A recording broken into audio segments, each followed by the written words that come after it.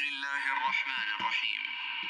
الحمد لله الذي أنزل على عبده الكتاب ولم يجعل له عوجا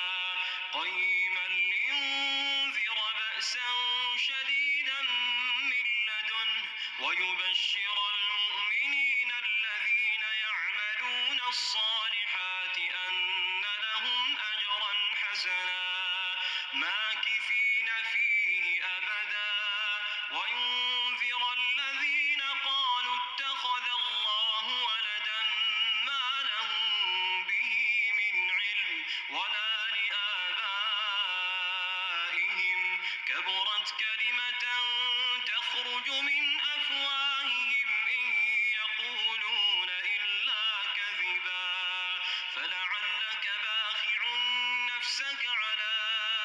آثارهم إن لم يؤمنوا بهذا الحديث أسفا إنا جعلنا ما على الأرض زينة لها لنبلوهم أيهم أحسن عملا وإنا لجاعلون ما عليها صعيدا جرزا أم حسبت أن أصحاب الكهف والرقيم كانوا من آياتنا عجبا إذ أوى الفتية إلى الكهف فقالوا ربنا آتنا من لدنك رحمة وهيئ لنا من أمرنا رشدا فضربنا على آذانهم في الكهف سنين عددا ثم بعثناهم لنعلم أي الحزبين أحصى لما لبثوا أمدا نحن نقص عليك نبأهم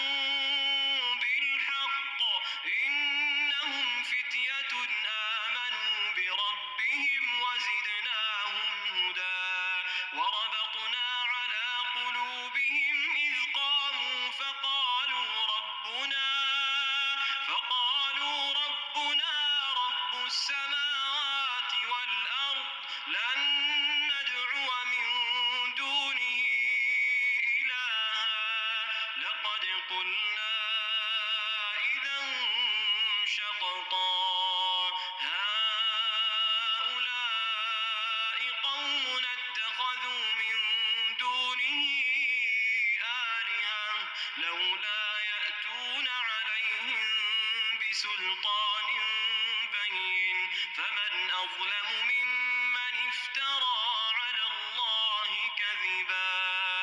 وإذ اعتزلتموهم وما يعبدون إلا الله فأووا إلى الكهف ينشر لكم ربكم من رحمته ويهيئ لكم من أمركم مرفقا وترى الشمس إذا طلعت تزاور عن كهفهم ذات اليمين وإذا غربت تقرضهم ذات الشمال وهم في فجوة منه ذلك من آيات الله من يهد الله فهو المهتد ومن يضلل فلن تجد له وليا مرشدا وتحسبهم أيقاظا وهم رقود ونقلبهم ذات اليمين وذات الشمال وكلبهم باسط ذراعيه بالوصيد لو اطلعت عليهم لوليت منهم فرارا ولملئت منهم رعبا وكذلك بعثناهم ليتساءلوا بينهم قال قائل منهم كم لبثتم قالوا لبثنا يوما أو بعض يوم قالوا ربكم أعلم بما لبثتم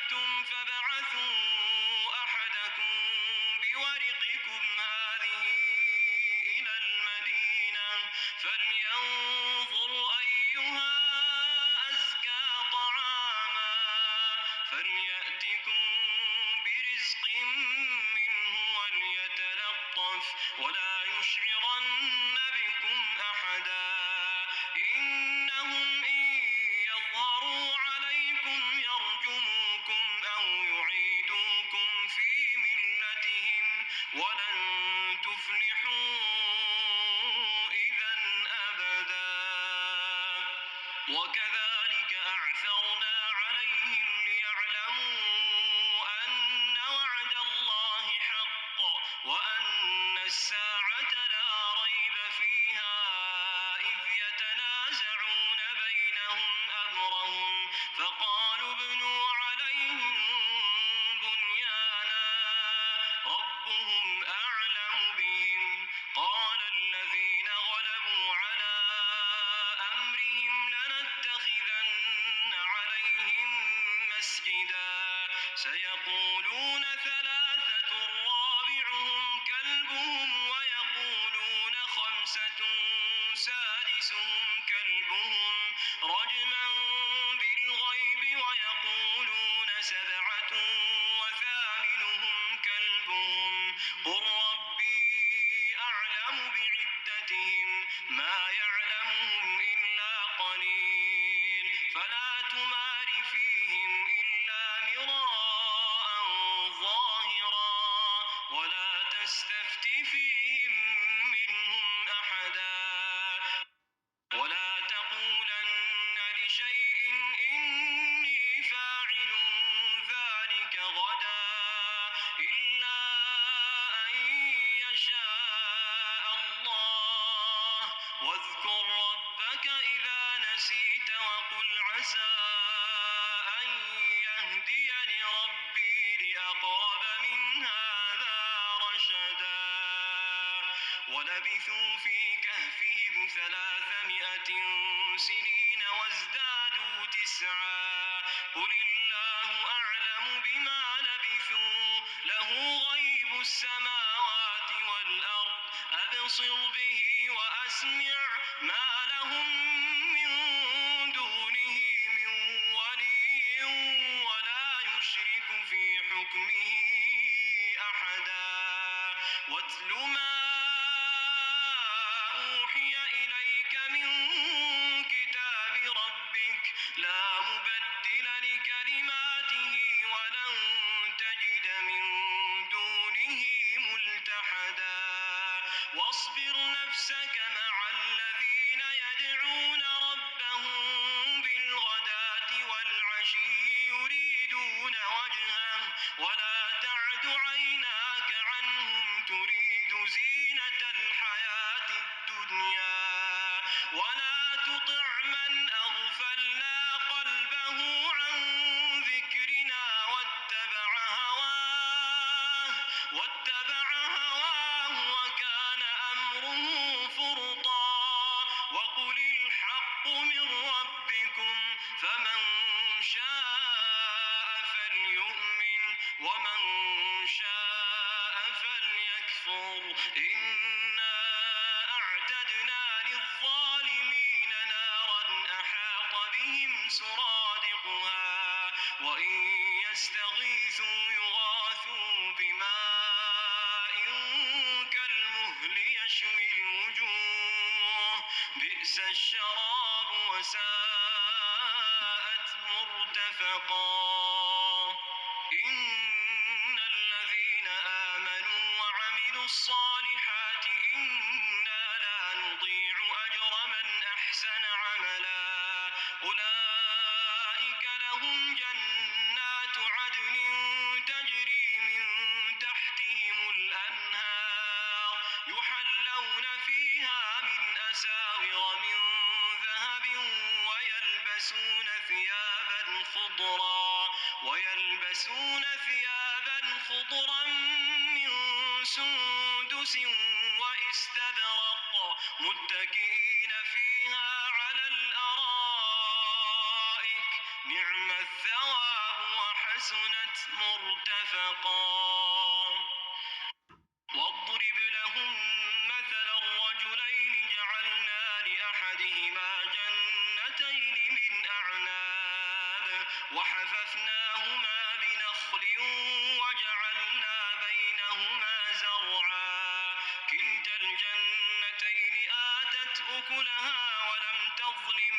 منه شيئا وفجرنا خلالهما نهرا وكان له ثمر فقال لصاحبه وهو يحاوره أنا أكثر منك مالا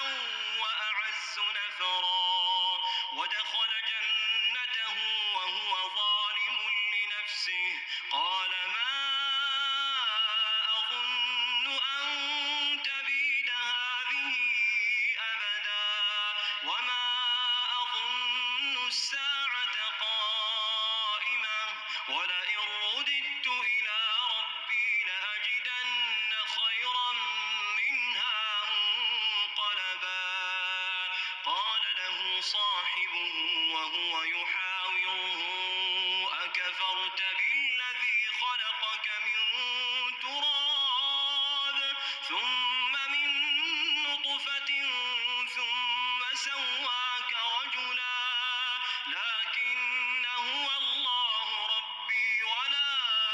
أشرك بربي أحدا ولولا إذ دخلت جنتك قلت ما شاء الله لا قوة إلا بالله إن ترني أنا أقل منك مالا وولدا فعسى ربي أن يؤتيني خيرا من جنتك ويرسل عليها حسبانا من السماء فتصبح صعيدا زلقا أو يصبح ماؤها غورا فلن تستطيع له طلبا وأحيط بثمره فأصبح يقلب كفيه على ما أنفق فيها وهي خاوية على عروشها ويقول يا ليتني لم أشرك بربي أحدا ولم تكن له فئة ينصرونه من دون الله وما كان منتصرا هنالك الولاية لله الحق هو خير ثوابا وخير عقبا واضرب لهم مثل الحياة الدنيا كماء أنزلناه من السماء فاختلط به نبات الأرض فأصبح هشيما تذروه الرياح وكان الله على كل شيء مقتدرا المال والبنون زينة الحياة الدنيا والباقيات الصالحات خير عند ربك ثوابا وخير أملا ويوم نسير الجبال وترى الأرض بارزة وحشرناهم فلم نغادر منهم أحدا وعرضوا على ربك صفا لقد جئتمونا كما خلقناكم أول مرة بل زعمتم أن لن نجعل لكم موعدا ووضع الكتاب فترى المجرمين مشفقين مما فيه ويقولون يا ويلتنا ما لهذا الكتاب لا يغادر صغيرة ولا كبيرة إلا أحصاها ووجدوا ما عملوا حاضرا ولا يظلم ربك أحدا وإذ قلنا للملائكة اسجدوا لآدم فسجدوا إلا إبليس كان من الجن ففسق عن أمر ربه أفتتخذونه وذريته أولياء من دوني وهم لكم عدو بئس للظالمين بدلا ما أشهدتهم خلق السماوات والأرض ولا خلق أنفسهم وما كنت متخذ المضلين عضدا ويوم يقول نادوا شركائي الذين زعمتم فدعوهم فلم يستجيبوا لهم وجعلنا بينهم موبقا ورأى المجرمون النار فظنوا أنهم مواقعوها ولم يجدوا عنها مصرفا ولقد صرفنا في هذا القرآن للناس من كل مثل وكان الإنسان أكثر شيء جدلا وما منع الناس أن يؤمنوا إذ جاءهم الهدى ويستغفروا ربهم إلا أن تأتيهم سنة الأولين أو يأتيهم العذاب قبلا وما نرسل المرسلين إلا مبشرين ومنذرين ويجادل الذين كفروا بالباطل ليدحضوا به الحق واتخذوا آياتي وما أنذروا هزوا ومن أظلم ممن ذكر بآيات ربه فأعرض عنها ونسي ما قدمت يداه إنا جعلنا على قلوبهم أكنة أن يفقهوه وفي آذانهم وقرا وإن تدعهم إلى الهدى فلن يهتدوا إذا أبدا وربك الغفور ذو الرحمة لو يؤاخذهم بما كسبوا لعجل لهم العذاب بل لهم موعد لن يجدوا من دونه موئلا وتلك القرى أهلكناهم لما ظلموا وجعلنا لمهلكهم موعدا وإذ قال موسى لفتاه لا أبرح حتى أبلغ مجمع البحرين أو أمضي حقبا فلما بلغا مجمع بينهما نسيا حوتهما فاتخذ سبيله في البحر سربا فلما جاوزا قال لفتاه آتنا غداءنا لقد لقينا من سفرنا هذا نصبا قال أرأيت إذ أوينا إلى الصخرة فإني نسيت الحوت وما أنسانيه إلا الشيطان أن أذكره واتخذ سبيله في البحر عجبا قال ذلك ما كنا نبغي فارتدا على آثارهما قصصا فوجدا عبدا من عبادنا آتيناه رحمة من عندنا وعلمناه من لدنا علما قال له موسى هل أتبعك على أن تعلمني مما علمت رشدا قال إنك لن تستطيع معي صبرا وكيف تصبر على ما لم تحط به خبرا قال ستجدني إن شاء الله صابرا ولا أعصي لك أمرا قال فإن اتبعتني فلا تسألني عن شيء حتى أحدث لك منه ذكرا فانطلقا حتى إذا ركبا في السفينة خرقها قال أخرقتها لتغرق أهلها لقد جئت شيئا إمرا قال ألم أقل إنك لن تستطيع معي صبرا قال لا تؤاخذني بما نسيت ولا ترهقني من أمري عسرا فانطلقا حتى إذا لقيا غلاما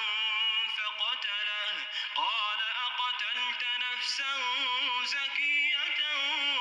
بغير نفس لقد جئت شيئا نكرا قال ألم أقل لك إنك لن تستطيع معي صبرا قال إن سألتك عن شيء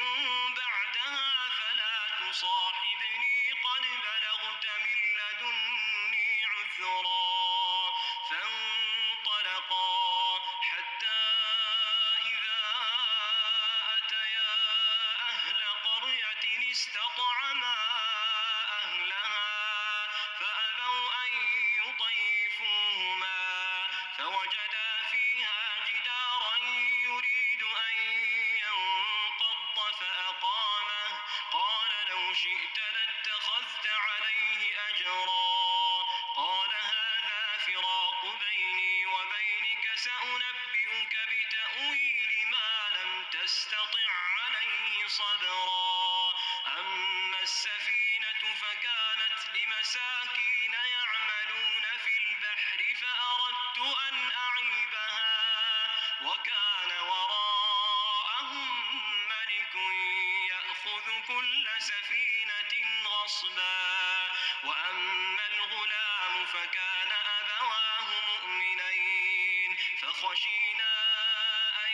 يرهقهما طغيانا وكفرا فأردنا أن يبدلهما ربهما خيرا منه زكاة وأقرب رحما وأما الجدار فكان لغلامين يتيمين في المدينة وكان تحته كنز لهما وكان أبوهما صالحا فأراد ربك أن يبلغا أشدهما ويستخرجا كنزهما رحمة من ربك وما فعلته عن أمري ذلك تأويل ما لم تسطع عليه صبرا ويسألونك عن ذي القرنين قل سأتلو عليكم منه ذكرا إنا مكنا له في الأرض وآتيناه من كل شيء سببا فأتبع سببا حتى إذا بلغ مغرب الشمس وجدها تغرب في عين حمئة ووجد عندها قوما قلنا يا ذا القرنين إما أن تعذب وإما أن تتخذ فيهم حسنا قال أما من ظلم فسوف نعذبه ثم يرد إلى ربه فيعذبه عذابا نكرا وأما من آمن وعمل صالحا فله جزاء الحسنى وسنقول له من أمرنا يسرا ثم أتبع سببا حتى إذا بلغ مطلع الشمس وجدها تطلع على قوم لم نجعل لهم من دونها سترا كذلك وقد أحطنا بما لديه خبرا ثم أتبع سببا حتى إذا بلغ بين السدين وجد من دونهما قوما لا يكادون يفقهون قولا قالوا يا ذا القرنين إن يأجوج ومأجوج مفسدون في الأرض فهل نجعل لك خرجا على أن تجعل بيننا وبينهم سدا قال ما مكني فيه ربي خير فأعينوني بقوة أجعل بينكم وبينهم ردما آتوني زبر الحديد حتى إذا ساوى بين الصدفين قال انفخوا حتى إذا جعله نارا قال آتوني أفرغ عليه قطرا فما استطاعوا أن يظهروه وما استطاعوا له نقبا قال هذا رحمة من ربي فإذا جاء وعد ربي جعله دكا وكان وعد ربي حقا وتركنا بعضهم يومئذ يموج في بعض ونفخ في الصور فجمعناهم جمعا وعرضنا جهنم يومئذ للكافرين عرضا الذين كانت أعينهم في غطاء عن ذكري وكانوا لا يستطيعون سمعا أفحسب الذين كفروا أن يتخذوا عبادي من دوني أولياء إنا أعتدنا جهنم للكافرين نزلا قل هل ننبئكم بالأخسرين أعمالا الذين ضل سعيهم في الحياة الدنيا وهم يحسبون أنهم يحسنون صنعا أولئك الذين كفروا بآيات ربهم ولقائه فحبطت أعمالهم فلا نقيم لهم يوم القيامة وزنا ذلك جزاؤهم جهنم بما كفروا واتخذوا آياتي ورسلي هزوا إن الذين آمنوا وعملوا الصالحات كانت لهم جنات الفردوس نزلا خالدين فيها لا يبغون عنها حولا قل لو كان البحر مدادا لكلمات ربي لنفد البحر قبل أن تنفد كلمات ربي ولو جئنا بمثله مددا قل إنما أنا بشر مثلكم يوحى إلي أنما إلهكم إله واحد فمن كان يرجو لقاء ربه فليعمل عملا صالحا